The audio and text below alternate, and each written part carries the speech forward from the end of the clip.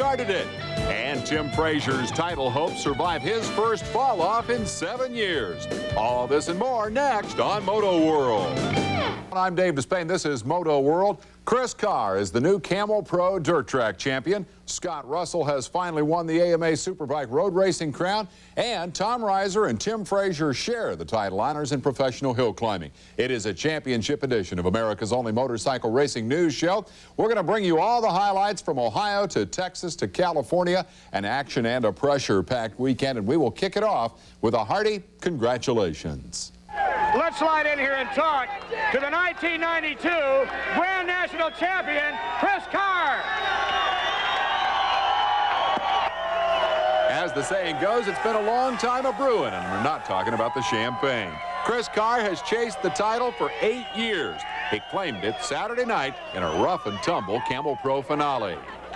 His title rival Scott Parker was out front and flying in the first heat when the world went upside down for Terry Poovey, who suffered broken ribs and a punctured lung in this brutal endo, but was out of the hospital Monday.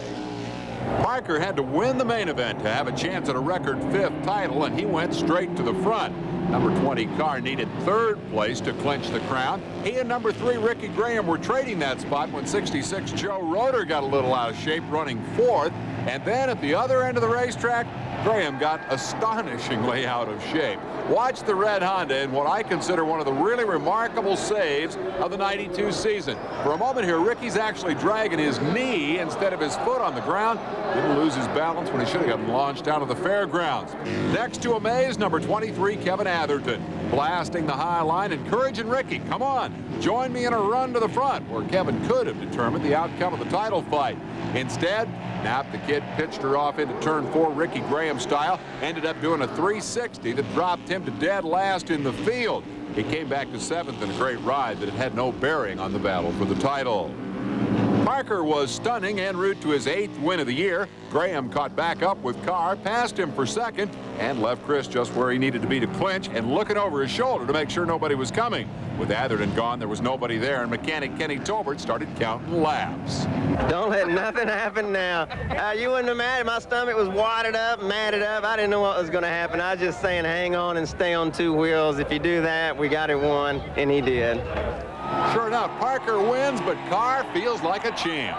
Elation, relief, the whole 9 yards. My body's going through the whole gamut of emotions right now. And, you know, I don't know what more to say. I'm just a happy guy. And Chris shared that happiness with others, pitching most of his wardrobe to these souvenir-hungry fans. We'll take a look at the official top 5 from this final race of the 1992 season, and then add a special congratulations to Chris Carr. Parker wins the race, but Carr comes home with the championship. 2 points this year after he and Parker tied in 1991. Those guys are quite a pair. I remember interviewing Chris Carr for the first time at Peoria in 1983. 16-year-old kid told me his dream was to be Grand National Champion. Well, this week the dream came true, and the rewards followed quickly. R.J. Reynolds with a check for $100,000. Harley Davidson chipping in another $45 grand. And the AMA on Tuesday nominated the 25-year-old lifetime dirt tracker from Valley Springs, California, as a candidate for Moto World Professional Athlete of the Year.